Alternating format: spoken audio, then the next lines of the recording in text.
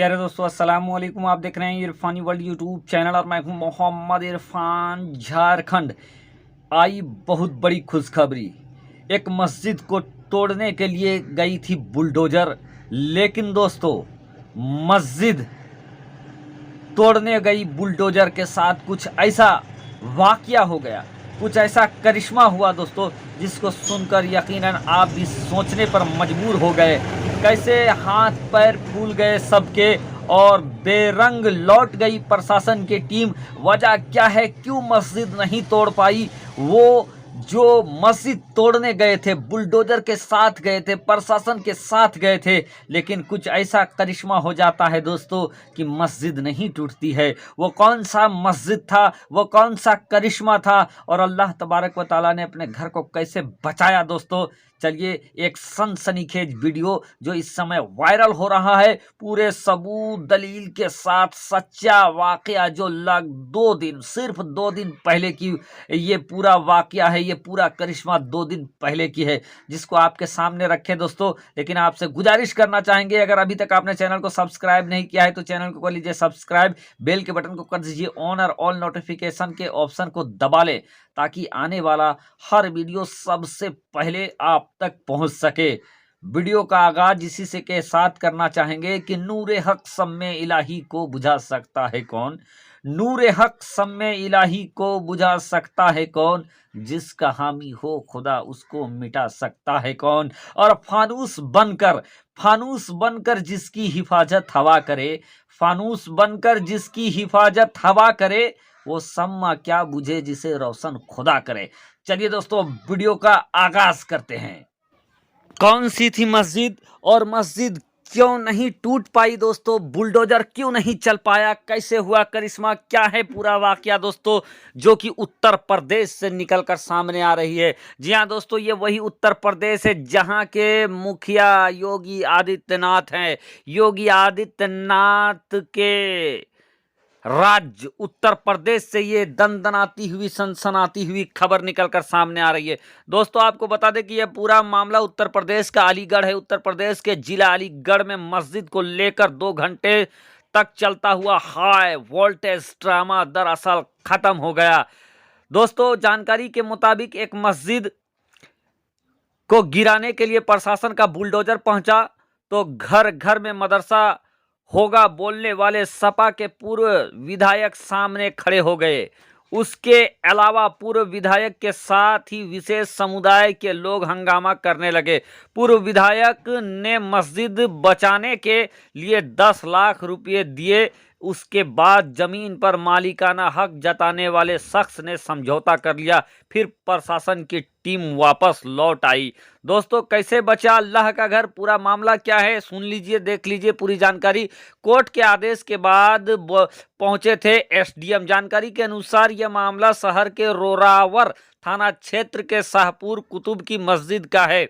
यहाँ पर गाटा संख्या 3082 पर 2 लोग अपना मालिकाना हक जता रहे थे।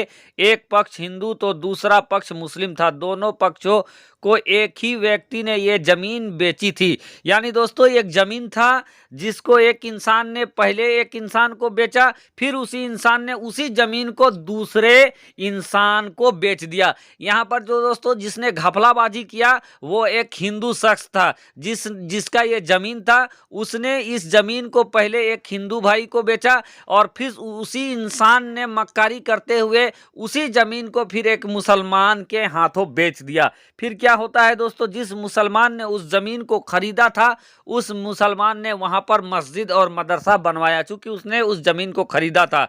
लेकिन जिसके पास पहले वो जमीन बेचा था वो इंसान पहुंच जाता है कोर्ट कि ये जमीन हमारी है। दोनों पक्ष को एक ही जमीन बेची थी। उसके बाद मुस्लिम पक्ष ने यहाँ पर मस्जिद का निर्माण कराया, जिसके बाद दूसरा पक्ष मामले में कोर्ट चला गया। कोर्ट ने हिंदू पक्ष के मामले को सुनते हुए प्रशासन को मस्जिद तोड़कर जमीन का मालिकाना हक दिलाने को कहा। यानी दोस्तों जब बहसो मुबाहिसा हुआ तो उसमें जो प्रथम पक्ष था, जो हिंदू पक्ष था, उसके हक में डिग्री हो जाती है और कोर्ट अदालत ये फैसला देता है कि मस्जिद तोड़कर जिसके हक में डिग्री हुआ है उसको मालिकाना हक दिला दे। उसके बाद क्या था, योगी आदित्यनाथ की पुलिस बुलडोजर लेकर वहां पर पहुंच जाती है, जैसा कि जानकारी मिल रहा है। कोर्ट के आदेश के बाद एसडीएम कोल बुलडोजर लेकर मस्जिद तोड़ने पहुंच गए। इसके बाद स्थानीय पुलिस पक्ष के लोगों ने विरोध शुरू कर दिया। भूमाफिया ने 2 बार बेची है अलग अलग व्यक्तियों को। इस मामले की जानकारी जब पूर्व विधायक हाजी जमीरुल्लाह को हुई तो वह मौके पर पहुंच गए। दोनों पक्षों से बातचीत कर उन्होंने जमीन पर मालिकाना हक जताने वाले दीपक कुमार को जमीन की कीमत 10 लाख रुपया देकर सौदा कर लिया। फिर मामला शांत हुआ और प्रशासन का बुलडोजर वापस लौट गया। पूर्व विधायक हाजी जमीरुल्लाह का कहना है कि जिस जमीन पर विवाद है, यह जमीन भूमाफिया ने 2 बार अलग अलग व्यक्तियों को बेची है। वह जमीन शंकर लाल नाम के किसान का था। जमीन का एक हिस्सा साल 2010 में बेचा था। पूर्व विधायक ने आगे बताया कि शंकर लाल ने 1100 गज की जमीन साल 2007 में दीपक कुमार नाम के व्यक्ति को बेच दी थी। इसके बाद दीपक इस जमीन के मालिक हो गए थे, लेकिन आरोपी शंकर लाल और मुकेश ने इसी जमीन को फिर सौदा कर दिया। साल 2010 में उन्होंने जमीन का एक हिस्सा अफजल नाम के व्यक्ति को बेच दी। फिर जमीन पर मस्जिद और मदरसे का निर्माण किया गया। दीपक ने इस मामले में कोर्ट और शासन के पास गुहार लगाई थी। इसके बाद दस्तावेजों के आधार पर कोर्ट का फैसला दीपक के पक्ष में आ गया। प्रशासन मस्जिद हटाने पहुंची थी, लेकिन दोस्तों प्रशासन मस्जिद हटाने पहुंची लेकिन हाजी जमीर वहां पर पहुंच गए और उन्होंने हाजी जमीर का ऐसा कहना था कि ये जो पूरा मामला है, पूर्व विधायक का कहना है कि मुख्यमंत्री के आदेश पर एसडीएम मस्जिद तोड़ने गए थे, लेकिन आदेश नहीं दिखा पाए। उनका मकसद मस्जिद को बचाने का था, जो पूरा हो गया। इस मामले को लेकर एसडीएम कोल संजीव ओझा का कहना है कि गलत लोगों से बैनामा करार जमीन पर मस्जिद का निर्माण कराया गया था। इसी वजह से जमीन को कब्जा मुक्त कराने के आदेश हुए थे, मगर आपसी बातचीत से मामला सुलझ गया।